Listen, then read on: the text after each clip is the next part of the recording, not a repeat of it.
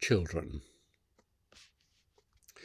Some of my best friends, as the saying goes, are children. I love to be with children of any age, particularly from the time when they can begin to talk up to the time when they become teenagers and in some societies rebellious and not interested in adults. So some of the most wonderful times I've had in my life have been with young children, particularly my grandchildren, my granddaughters, who for about 8 wonderful years we played together and drew together and did treasure hunts together, and I entered to a certain extent into their world. And this delight in children has been with me for many years now and has made me interested. As an anthropologist, I've studied informally, it's not my speciality, children in different cultures, so I've enjoyed meeting and talking to children not only in Britain but in Nepal, where I did a lot of filming of children, particularly my adopted niece from the age of 3 to 12, and children in Japan. I got to know the children of close friends quite well, and then a number of children in China and elsewhere. So I've looked at children because it's obvious that you can learn a huge amount, as I have done, from children. As Wordsworth famously put it, the child is father of the man. And what he meant, and we all realize, is that we start as children, and that affects our adulthood hugely. I've done a very detailed study of childhood, in a way, through my own autobiography. I started when I retired, and I've written 9 volumes up to the age of 30, and the first 4 at least are about childhood. One is about my infancy in India, and then the next is a childhood from 5 to 12 in Dorset, and also at the boarding school I was at in Oxford.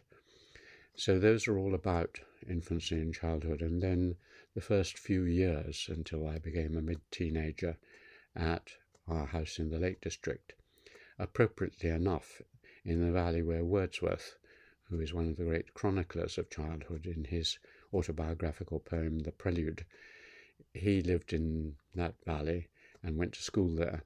And so I read and reread his poetry, and particularly his account of something which has increasingly interested me, is how we start as children, as he sees it,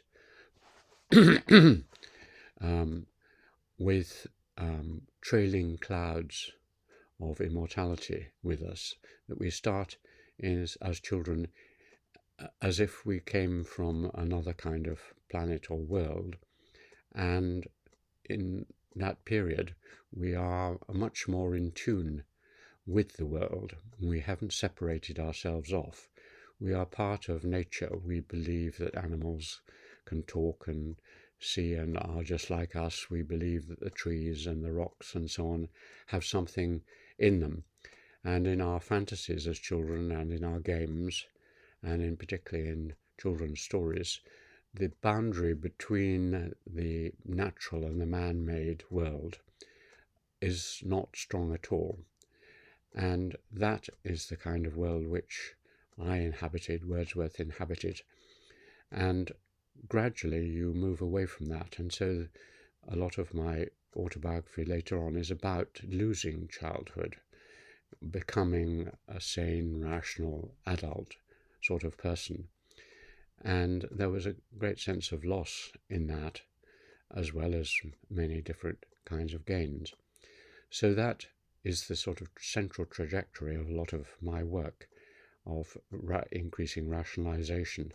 And a parallel I see to the process in a child is a parallel in certain societies and civilizations as they become more rationalized, more adult in a way, and yet they lose something. One of the things I discovered that they lose is the ability to see the world clearly. I was influenced when I was writing a book on glass by the art critic Gombrich and his work on childhood vision, because what he said was that children draw and paint in their early years extremely accurately. They depict the world as they see it.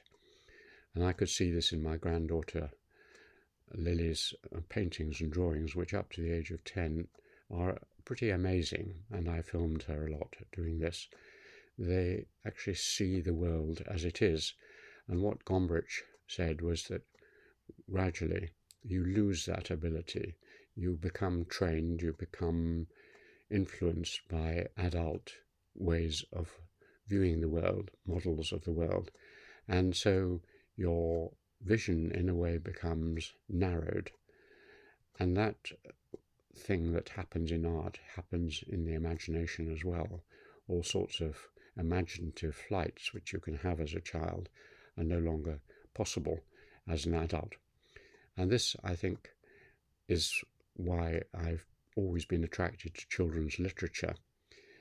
I obviously read as a child many of the classics of English children's stories, Alice in Wonderland and Peter Pan and Beatrix Potter's books and so on and so on. And I absolutely loved them. My mother read them to me and so on. And then later, slightly more adventurous kinds of stories of teenage adventurers and so on.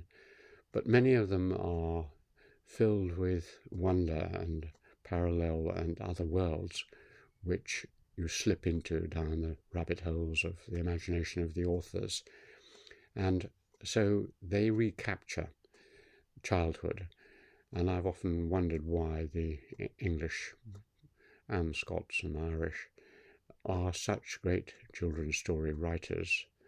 I was surprised when I went to China and asked about children's stories. They said, well, we read English children's stories. We don't really have that tradition. And the English have done this. I think my theory is that it's because they are, in a way, separated from that wonder world of children, and they, in their stories, in Wind in the Willows, for example, or in the Narnia stories of C.S. Lewis, the author, who either had a happy or unhappy, as Roald Dahl did, childhood, goes back into that innocent, apparently innocent world. It's not necessarily a safe world. There's lots of dragons and beasts and witches and all the rest of it. But it's innocent in that things tend to be fairly clearly cut, black and white, as in the Harry Potter books, another recent example.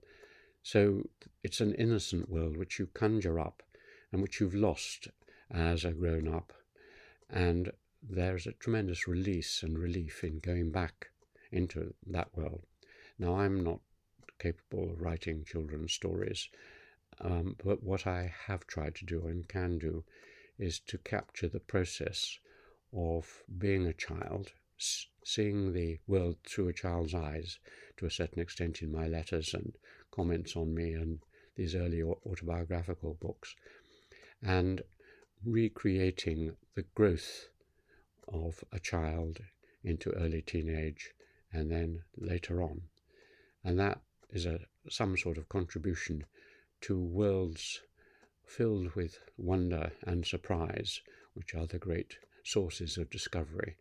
Because what I love is when children come to our home and we walk around the garden, and the wonder and surprise in their eyes as they see animals or birds or plants which they've never seen before just makes it a magical garden for a moment. Seeing this, you are back into the innocent world of Adam and Eve in paradise. So children, paradise, wonder and surprise all mixed together. And as I now become a crabbed, aged figure, I can suddenly, and inside me, become a child again. And that, of course, is the last discovery, that we never stop being children. You may grow up on the outside, but inside you're still probably about 6 or 8 years old, which one doesn't have to be ashamed of. Thank you.